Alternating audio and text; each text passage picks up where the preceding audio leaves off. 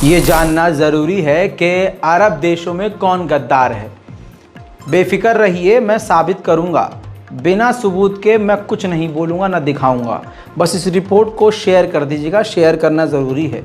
असल में हिंदुस्तान और पाकिस्तान और बांग्लादेश के जो मुसलमान हैं ना, ये बड़े सीधे साधे हैं। इनको जो अरब देश दिखा देता है ये वो मान लेते हैं। उनको लगता है सारे अरब कितने बढ़िया हैं क्योंकि वो कुरानी लैंग्वेज बोलते हैं। थोड़ा समझना आपके लिए ज़रूरी है। अरबी बोलने वाला तो यजीद भी था, जिसने करबला का वाक़या अंजाम दिया और करबला में 72 को शहीद कर दिया, अहले बैत पर जुल्म किया है। तो ऐसा मत सोचिए कि जो अरबी बोल रहा है, कुरानी लैंग्वेज बोल रहा है, तो वो बस हमसे सबसे बेहतर है। मेरे दोस्तों, आपको बता दूं, OIC की मीटिंग हुई है, अरब लीग की मीटिंग हुई है। तो अरब लीग से जुड़ा एक मामला बता देता हूं आपको। अरब लीग ने एक प्रपोज़ल रखा। उस प्रपोज़ल में ये मांग रखी अरब देशों से ही कि इज़राइल का बाइकॉट किया जाए, इज़राइल को तेल देना बंद कर दिया जाए और अमेरिका और इज़राइल, ख़ासकर अमेरिका की जो बेस अरब देशों में हैं, उनको इस्तेमाल ना करने दिया जाए और अमेरिकी और इज़राइली जहाज़ों को जो सिविलियन जहाज़ होते हैं जिससे पैसेंजर आते हैं, पैसेंजर विमान, उसको हमारे देश में आने ना दिया जाए और जो हवाई रास्ता है इज़राइल के जहाज़ों को ना दिया जाए। और इसके अलावा इकोनॉमिकल जो है बाइकॉट इज़राइल का किया जाए, उससे जो तमाम रिश्ते हैं हमारे ख़त्म कर दिए जाएं। इतना ही नहीं, अरब लीग ने यह भी प्रपोज़ल रखा कि जिन जिन देशों ने इज़राइल के साथ नॉर्मलाइजेशन किया है, उस नॉर्मलाइजेशन डील से बाहर आ जाएं।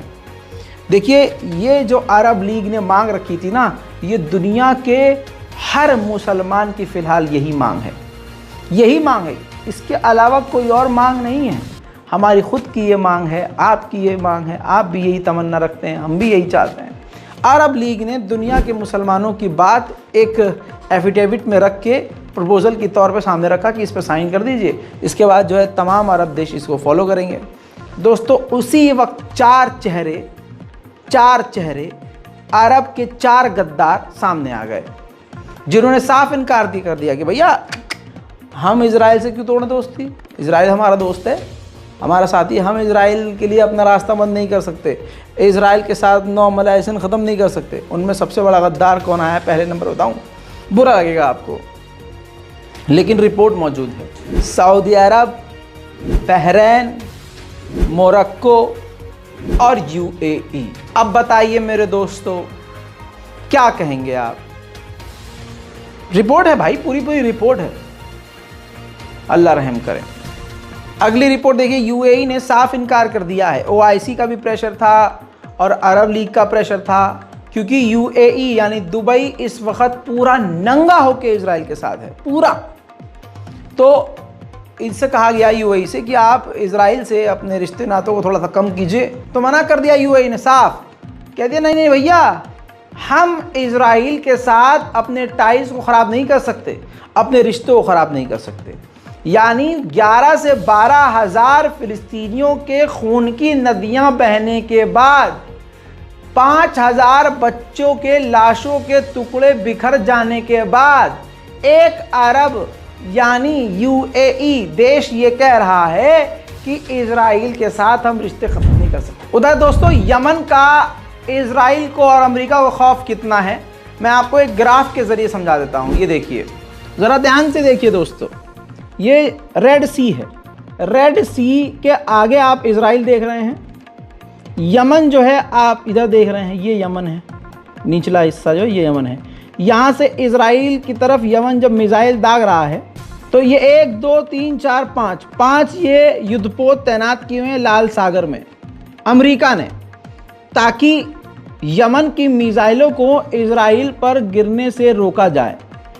इतना ही नहीं, आप अगर आगे जाएंगे ऊपर के इलाके में भी आप देख सकते हैं युद्धपोत और एयरक्राफ्ट कैरियर अमेरिका ने तैनात किए हुए हैं, सिर्फ इसलिए कि अगर कोई देश इज़राइल पर मिसाइल दागे तो हम उसे रोक सकें। अबू उबैदा रेसिस्टेंट फाइटर जो है, उसका बयान आया है, कहा है कि इज़राइल को कोई कामयाबी नहीं मिली है, कामयाबी बस ये मिली है उसको कि वो बच्चों को मार रहा है और बच्चों को मारने में ही उसकी कामयाबी है।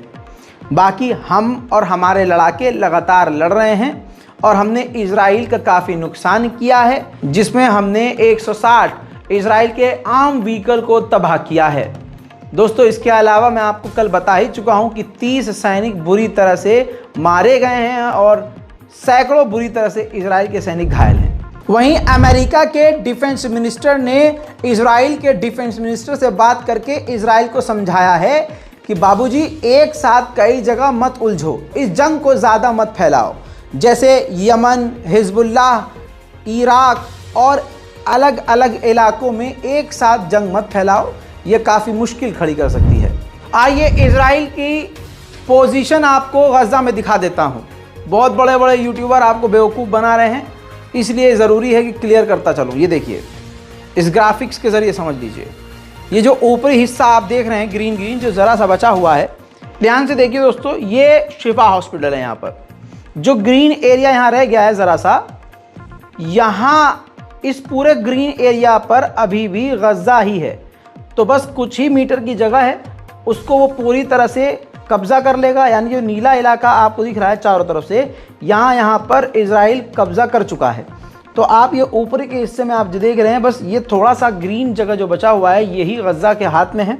फिलहाल इसको जब पूरी तरह से कब्ज़ा कर लेगा, जो कि 48 घंटे में इजराइल पूरा कर लेगा, तो ये पूरी तरह से गाज़ा कट जाएगा। जो पिछला इलाका आप देख रहे हैं, ये इलाका ऑलरेडी इजराइल का है, तो ऑटोमेटिकली ये गाज़ा पूरे इजराइल से जुड़ जाएगा और ये पूरा इलाका गाज़ा से कट जाएगा।